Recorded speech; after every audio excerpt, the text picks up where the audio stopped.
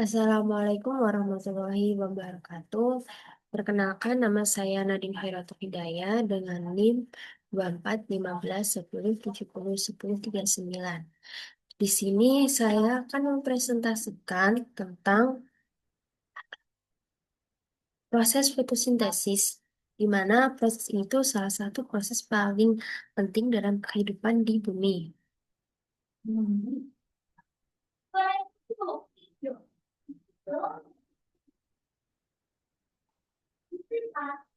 Nah, fotosintesis merupakan proses biokimia yang terjadi pada tumbuhan, tepatnya di kloroplas.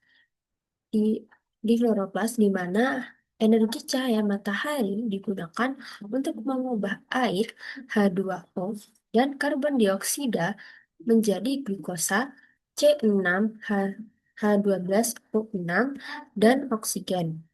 Proses ini sangat penting karena glukosa menjadi sumber energi bagi tumbuhan, hewan, dan oksigen yang dihasilkan berguna bagi makhluk hidup lainnya, termasuk manusia. Nah, nah, untuk melakukan fotosintesis ini, tumbuhan membutuhkan 4 bahan utama, yaitu air yang akan diserap oleh akar dan diserapkan ke daun, lalu karbon dioksida yang diambil oleh daun melalui stomata, lalu ada klorofil, yaitu zat hijau pada daun yang menyerap cahaya matahari. Lalu ada cahaya matahari sebagai sumber energi utama. Jadi, jika tidak ada 4 bahan utama ini, tumbuhan tidak akan bisa melakukan proses fotosintesis dengan baik. Nah, di mana sih proses fotosintesis itu terjadi? Jadi, fotosintesis itu terjadi di kloroplas. Nah, hmm.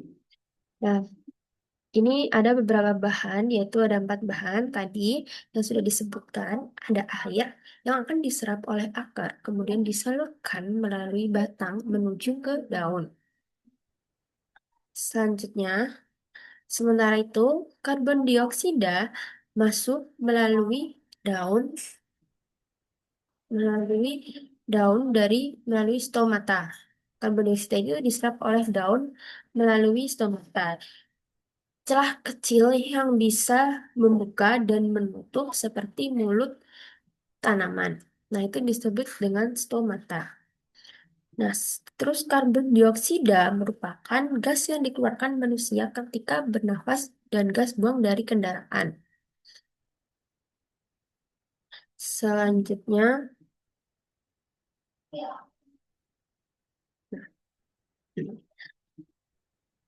ada klorofil. Klorofil ini merupakan zat hijau daun yang dapat menyerap energi sinar matahari. Nah, di sini tuh ada gambar bagian-bagian dari klorofil. Nah, di sini ada tabung, tabung atau koin satu ini tuh dinamakan dengan tilakoid. Tilakoid ini adalah tempat terjadinya proses fotosintesis terang, siklus terang.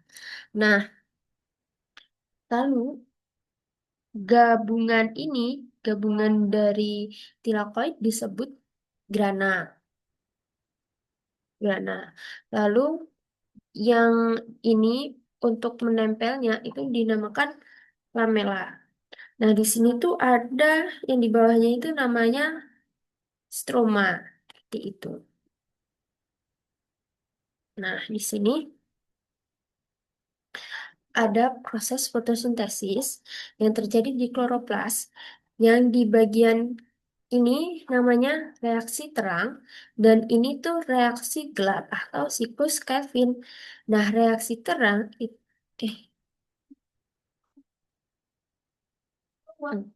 Nah, reaksi terang ini terjadi di membran tilakoid, tilakoid, kloroplas, dan membutuhkan cahaya secara langsung. Ini membutuhkan secara langsung. Di sini, energi cahaya dan air akan diubah menjadi energi kimia, yaitu ATP dan NADPH.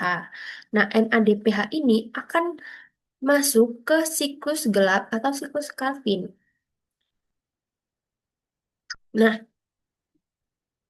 dari air ini akan mengalami fotolisis, pemecahan molekul air yang akan berubah menjadi oksigen.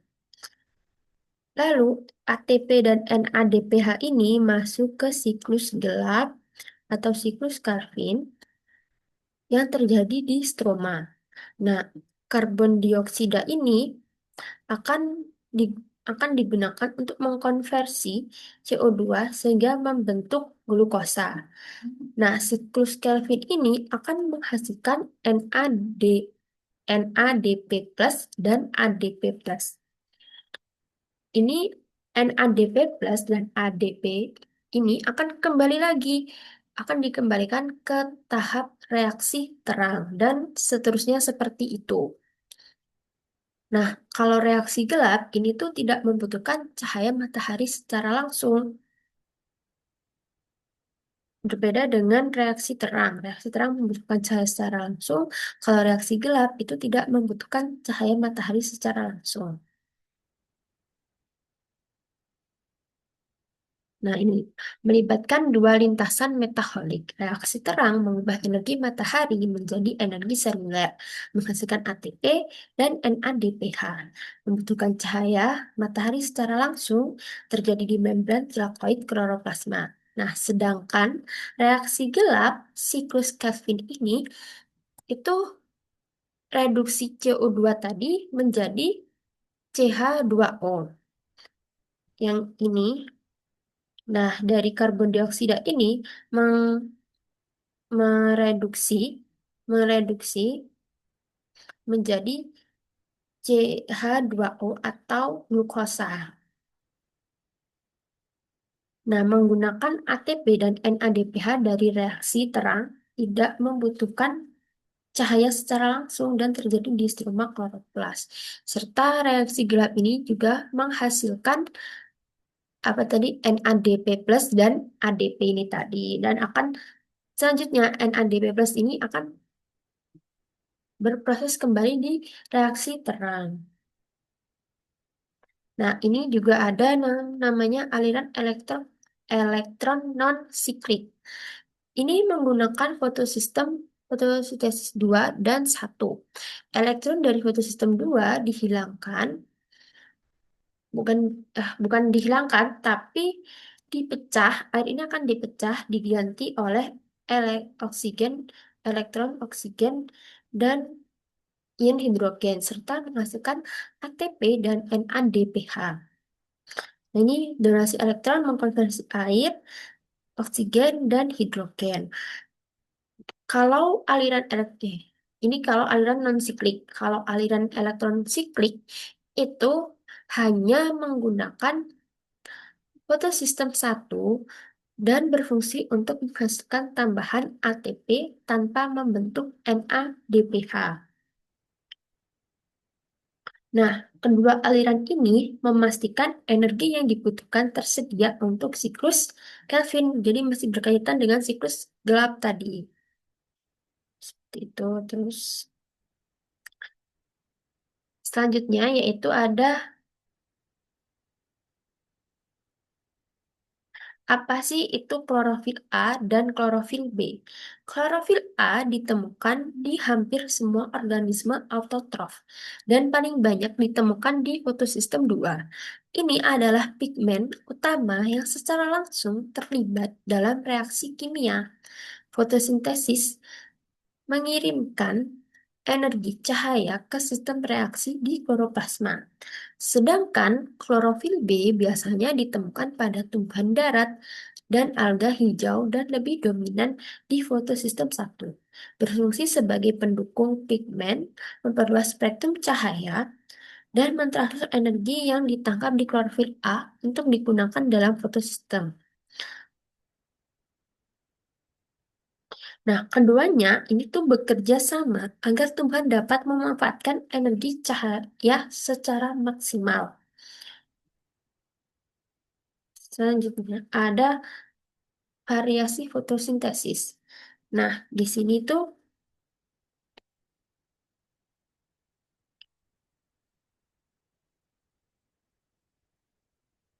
ada tumbuhan C3.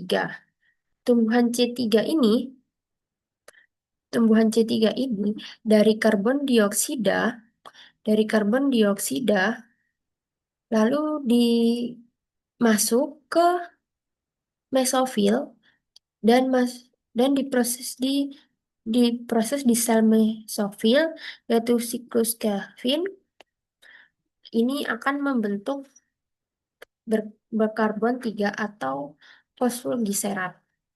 Nah, ini tuh terjadi di siang hari. Keunggulannya itu lebih efisien dalam lingkungan yang tidak terlalu panas dan lembab. Ser- Serta contoh dari tumbuhan C3 ini tuh seperti padi, gandum, kedelai gitu. Selanjutnya, pada tumbuhan C4, ini karbon dioksida masuk ke sel mesofil akan membentuk akan menjadi senyawa berkarbon 4 seperti atau asam malat kemudian diproses lagi di pembuluh seludang pembuluh dan masuk di siklus Calvin. Nah, ini tuh ini sama seperti tumbuhan C3, tumbuhan C4 ini juga terjadi di siang hari. Nah, tapi fotosintesis, keunggulan dari tumbuhan C4 ini, fotosintesis ini untuk lebih efisien dalam fotosintesis di lingkungan panas dan cerah karena memiliki mekanisme untuk meminimalkan fotorespirasi atau reaksi sampingan yang membuang energi. Nah, contoh tanamannya itu ada jagung, tebu, dan sorghum. Selanjutnya, pada tumbuhan CAM, ini karbon dioksida mengikat karbon dioksida pada malam hari saat suhu itu dingin dan kelembapan lebih tinggi. Stomata itu bakalan terbuka di malam hari dan karbon dioksida ini diubah menjadi asam organik atau dan disimpan. Nah, pada siang hari akan mengalami akan mengalami proses di mana stomata menutup untuk menghemat air dan CO2 dilepaskan dari asam malat untuk digunakan di siklus Kelvin di tempatnya sama di tempat mesofil. Nah, ini tuh terjadi di malam hari. Keunggulannya itu sangat efisien dalam penggunaan air dan cocok untuk habitat yang sangat kering. Biasanya itu ada di gurun pasir itu. Nah, contoh tanamannya itu ada kaktus, terus buah naga, eh, nanas, ya seperti itu. Yang tumbuhan tidak membutuhkan banyak air gitu. Nah, dari hasil fotosintesis ini, hasil fotosintesis ini adalah karbohidrat yang disalurkan ke seluruh bagian tumbuhan dan sisanya disimpan sebagai cadangan makanan dalam bentuk buah atau umbi.